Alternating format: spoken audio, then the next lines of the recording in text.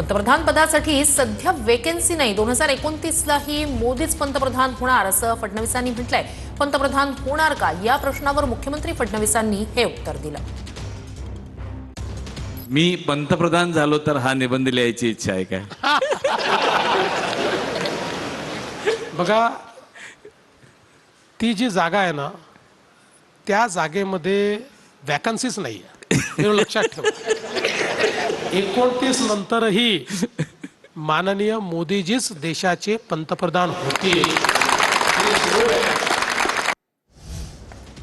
संभाजीनगरातील युती शिवसेनेतील अंतर्गत वादामुळे तुटली असं मुख्यमंत्री फडणवीसांनी म्हटलंय. शिवसेनेसोबत युती तुटल्यानं आम्हालाही दुःख झाल्याचं फडणवीसांनी म्हटलंय. तर फडणवीसांना नेत्यांनी पूर्ण माहिती दिली नसेल, भाजपनं दिलेला लेखी प्रस्ताव आणि झालेली बोलणी यातील तफावतीमुळे युती तुटली असं संजय शिरसाट यांनी म्हटलंय. खूप प्रयत्न केला शिवसेनेसोबत युती करायचा.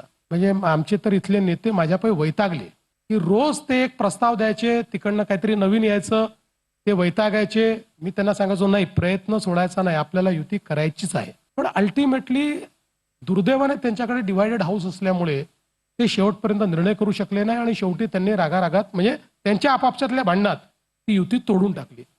युती संभाजीनगरमध्ये तुटण्याचं मला दुःख आहे. इथे तुटायला नको होती. मी तर आमच्या लोकांना सांगितलं होतं की चला 4 जागा कमी लढायला मिळतील, काय फरक पडतोय. दुर्दैवाने ती होऊ शकली नाही. पण याचा अर्थ काय आम्ही शत्रू नाही आहोत. आम्ही आता या निवडणुकीमध्ये ही लढत आमची मैत्रीपूर्णच आहे. मुख्यमंत्री देवेंद्र फडणवीस साहेबांना कदाचित पूर्ण माहिती त्यांच्या नेत्याने दिली नसेल. त्यांचा प्रस्ताव, लेखी प्रस्ताव माझ्याकडे आहे.